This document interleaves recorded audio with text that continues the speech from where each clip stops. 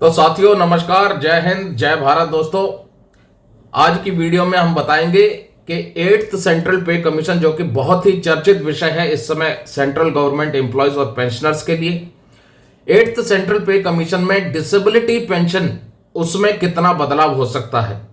तो एक अनुमानित सैलरी हाइक लेके चल रहे हैं हम कि ये मिनिमम हमने फिटमेंट फैक्टर लिया है कि इस फिटमेंट फैक्टर का अगर उपयोग होता है सैलरी रिवीजन के लिए, तो मिनिमम बेसिक सैलरी जो कि 7 सेंट्रल पे कमीशन में 18,000 रुपए है, वो 8th सेंट्रल पे कमीशन में कितनी हो सकती है। और उसके हिसाब से फिर कैलकुलेशन एक निकाली है कि डिसेबिलिटी पेंशन का जो डिसेबिलिटी एलिमेंट मिलता है वो कितना आगे आपको 8th सेंट्रल पे कमीशन में देखने को मिल सकता है। तो चलिए आपको उस प्रेजेंटेशन पर लेके चलते हैं जिसमें कि हमने ये अनुमानित कैलकुलेशन निकाली है। तो साथियों, एक प्रेजेंटेशन के माध्यम से आपको बताने का प्रयास करेंगे कि 8th सेंट्रल पे कमीशन में जो अनुमानित डिसेबिलिटी पेंशन है वो कितनी बैठ सकती है।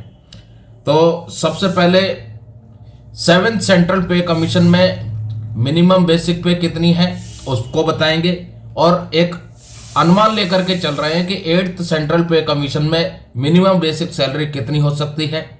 और उसके बाद जो मौजूदा 100% डिसेबिलिटी के लिए डिसेबिलिटी पेंशन जो मिल रही है उसका फॉर्मूला क्या है, वो ये है last emolument drawn multiply by 30 divide by 100।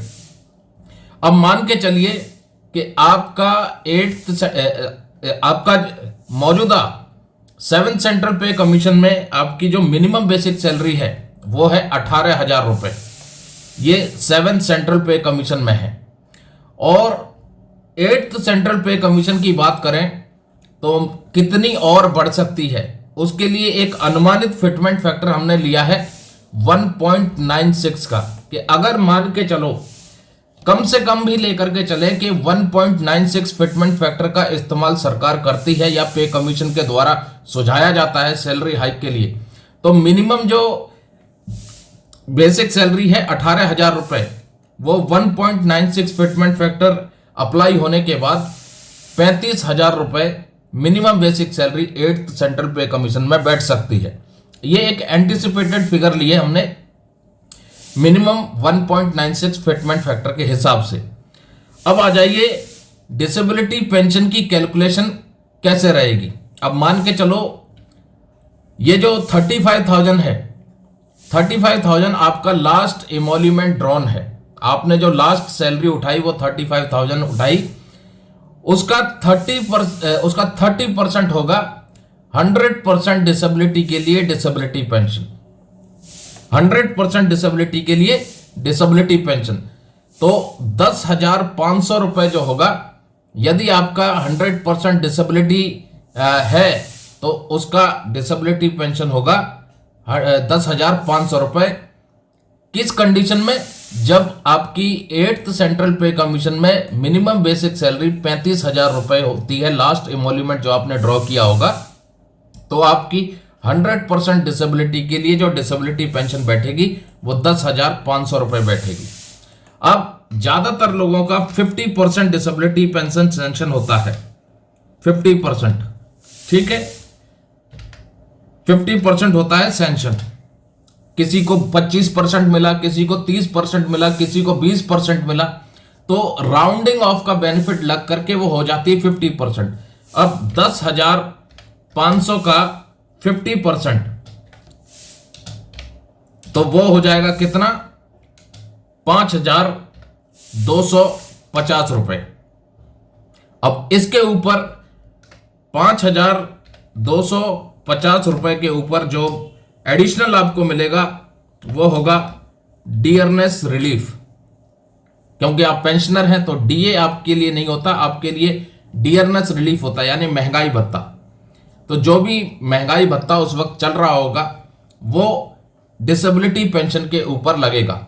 अच्छा, ये जो कैलकुलेशन है डिसेबिलिटी पेंशन की, ये मौजूदा इस समय जो मिल रही है उसके हिसाब से है। हो सकता है कि 8th सेंट्रल पे कमीशन में डिसेबिलिटी पेंशन की कैलकुलेशन में कुछ बदलाव हो जाए, या डीए की कैलकुलेशन में बदलाव हो जाए, डीआर की कैलकुलेशन में बदलाव हो जाए, ये बाद की बात है। जो 7 CPC के अनुसार मिनिमम बेसिक सैलरी है वो 18,000 रुपए है और ये बिल्कुल ऑफिशियल फिगर है। इसके बाद जो हमने निकाला है ये अनुमानित फिगर है। मिनिमम 1.96 फिटमेंट फैक्टर अगर अप्लाई होता है तो जो मिनिमम बेसिक सैलरी है वो 18,000 रुपए से बढ़कर के 35,000 हो जाएगी और मौजूदा फॉर्मूले के हिसाब से जो आपकी डिसेबिलिटी पेंशन बैठेगी 35,000 रुपए अगर आपने लास्ट इमोल्यूमेंट ड्रॉ किया है तो 100% डिसेबिलिटी के लिए जो डिसेबिलिटी पेंशन होगी वो होगी 10,500 रुपए। और चूंकि अक्सर 50% से ज़्यादा बहुत कम लोगों को सेंशन हो पाता है तो 50% ज़्यादातर लोगों की सेंशन होती है तो 10,500 का भी आधा यानी कि 5,250 रुपए और उसके ऊपर डियरनेस रिलीफ वो एडिशनल मिलता है। और दोस्तों ये जो डिसेबिलिटी पेंशन है ये इन एडिशन आती है सर्विस एलिमेंट या सर्विस पेंशन के अलावा, in addition to service element या फिर सर्विस पेंशन। तो दोस्तों ये अनुमानित कैलकुलेशन है लेकिन बहुत हद तक चांसेस है कि इसी के आसपास ही कहीं ना कहीं सैलरी का रिवीजन होगा। थोड़ा बहुत अप डाउन हो सकता है, बहुत ज्यादा बढ़ जाए सैलरी इसकी भी संभावना बहुत कम है और बहुत कम बढ़े इसकी भी संभावना बहुत कम है।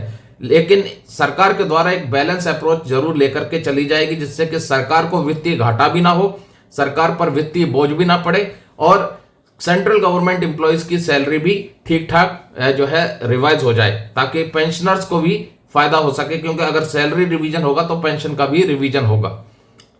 दूसरा दोस्तों, यदि आप वॉलंटियर डिस्चार्ज जाने की प्लानिंग कर रहे हैं या फिर प्रीमेच्योर रिटायरमेंट अप्लाई कर रहे हैं तो उसको थोड़ा सा अवॉइड कर लें, क्योंकि जब तक 8th सेंट्रल पे कमीशन लागू नहीं हो जाता तब तक आप सिर्फ और सिर्फ ये मान के चलें कि जो भी खबरें आ रही हैं सैलरी रिवीजन को लेकर के, पे कमीशन को लेकर के, ये सारी की सारी अनुमानित है, अपनी अपनी राय है।